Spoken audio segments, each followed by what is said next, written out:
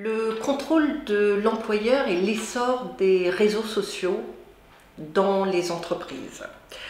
Avec l'accès Internet et le développement des réseaux sociaux, la question de la possibilité pour l'employé de s'exprimer, d'utiliser ces outils à des fins personnelles se pose maintenant depuis une quinzaine d'années. Donc il y a eu des fluctuations. La question est de savoir comment l'employeur peut contrôler et dans quelle mesure l'employé peut librement s'exprimer sur ces outils. Alors l'accès Internet est devenu, comme cela a été longtemps le cas pour le téléphone, un outil de travail, un véritable outil de travail. Alors la connexion Internet fait partie des moyens mis à la disposition de l'employé par l'employeur. Il y a une règle de base, c'est que l'employeur a le droit de contrôler tous les outils de travail. Il est tenu à deux règles, un principe de transparence et un principe de proportionnalité. Le principe de transparence, c'est de dire à son employé, voilà, je mets à votre disposition cet outil, la connexion Internet, mais je me réserve la possibilité d'accéder à vos mails. Il a cette possibilité. Et il y a tout de suite ce deuxième principe qui est le principe de proportionnalité. C'est-à-dire qu'il va pouvoir le faire dans certains cas. Il n'a pas un droit de surveillance de son employé. Mais la proportionnalité, c'est la faculté par exemple d'y accéder pour garantir la continuité du service. Vous partez à 17 h, le travail doit se poursuivre parce que nous offrons un service 24 h sur 24 à nos clients. Il y a quelqu'un qui prend le relais et qui va devoir accéder aux messages pour pouvoir y répondre. Ou bien vous avez été absent pendant 3 jours, on ne peut pas, pour toujours la continuité du service, laisser sans réponse, donc je me permets d'accéder à vos mails. Donc, la règle, elle est simple. J'ai, comme employeur, un pouvoir de contrôle, mais limité par ces deux règles. Principe de transparence et principe de proportionnalité.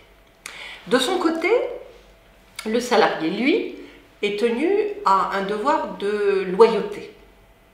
Il a bien sûr le respect de sa vie privée et il va pouvoir avoir une zone de protection qui est de droit absolu. Il a également la liberté d'expression, mais il a quand même ce devoir de loyauté. Il a la possibilité de critiquer ce que dit son employeur, mais ce droit de critique est encadré. Il ne va pas falloir qu'il déborde et s'il commence à insulter son employeur sur les réseaux sociaux, il va dépasser les limites qui lui sont octroyées. Cette frontière n'est pas toujours claire dans la tête des employés. Et le meilleur exemple que je puisse vous donner, c'est toute cette jurisprudence qu'il y a eu, où justement certains employés s'étonnaient d'être sanctionnés parce qu'ils avaient affiché, posté sur leur mur sur Facebook, des insultes à l'attention de leurs supérieurs. Ils confondent souvent d'ailleurs l'espace privé de Facebook et l'espace public. L'espace privé, la jurisprudence a pu être fluctuante, mais lorsque vous avez un grand nombre de personnes qui participent, c'est un petit peu comme si entouré d'un certain nombre de personnes au sein de l'entreprise, vous insultiez votre employeur. Vous avez le droit, encore une fois, de le critiquer, mais pas dans n'importe quelle situation. Donc la liberté d'expression du salarié, attention, quant à la faculté de pouvoir utiliser ces outils, l'employeur, bien sûr, ne peut pas interdire purement et simplement. C'est un peu comme si on interdisait l'utilisation du téléphone. Donc on a bien compris la notion de proportionnalité. Donc les conditions doivent être justes, entre guillemets. Mais chaque fois, il faut aller chercher ce que le salarié a l'obligation de faire. Bien sûr qu'il peut utiliser l'accès Internet, mais est-ce qu'il peut s'en servir pour faire son télémarché? Est-ce qu'il peut s'en servir pour jouer pendant des heures alors qu'il est censé être au travail pour fournir, en contrepartie du salaire qu'il reçoit, un service à son employeur? Et c'est là, chaque fois, que l'on va venir chercher le juste équilibre.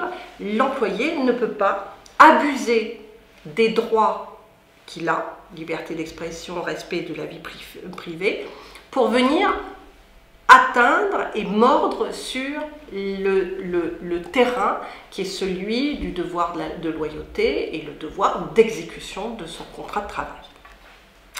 Alors ensuite, la question a pu se poser de la responsabilité de l'employeur sur l'accès à Internet. L'employeur, il est responsable de ce qui se passe dans l'univers virtuel de son entreprise. L'accès Internet ne doit pas servir à télécharger des œuvres, des contenus illicites. On l'a vu avec la loi Hadopi, il pouvait même être sanctionné par une coupure de l'accès. Alors cette contrainte a disparu depuis 1 an, mais il était responsable, celui qui détient l'accès a la responsabilité de ce qui se passe. S'il est établi qu'il y a, je ne sais pas, un réseau de drogue mis en place au sein de son entreprise, qu'il soit hors de l'Internet ou sur l'Internet, c'est pareil, il a la responsabilité de ce qui se passe à l'intérieur de l'entreprise. S'il y a un réseau de prostitution qui se met en place à l'intérieur, il est responsable de la même manière. Donc, cet élément est important pour comprendre que l'employeur peut avoir intérêt à entrer et accéder à la messagerie ou aux outils qui sont mis à la disposition de son employé. Donc un pouvoir de contrôle qui est justifié. Ensuite, il y a l'utilisation des réseaux sociaux. Il faut faire attention à la confidentialité. Il y a des informations confidentielles qui parfois fuitent par les réseaux sociaux parce qu'il y a l'inconscience tout simplement de ce qui se dit.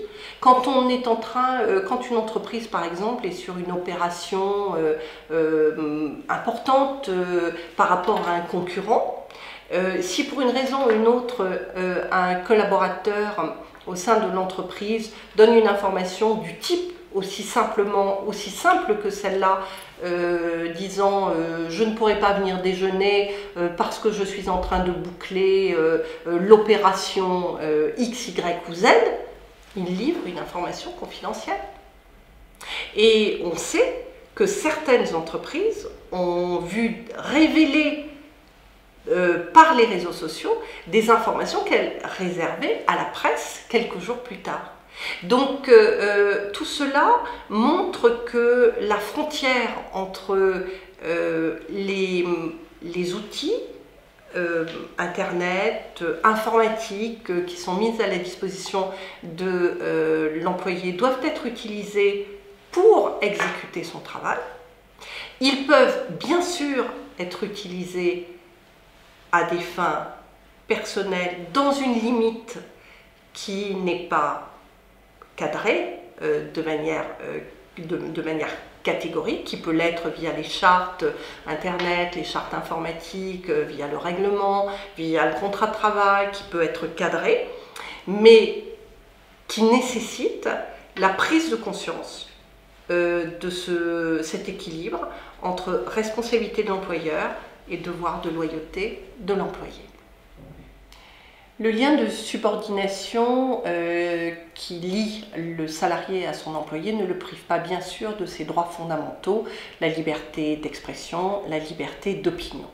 Il dispose en tant que salarié du droit à l'expression directe et collective sur le contenu, les conditions d'exercice et l'organisation de son travail. Mais une règle absolue, il ne faut pas qu'il abuse de ses droits et il faut qu'il reste dans des proportions raisonnables.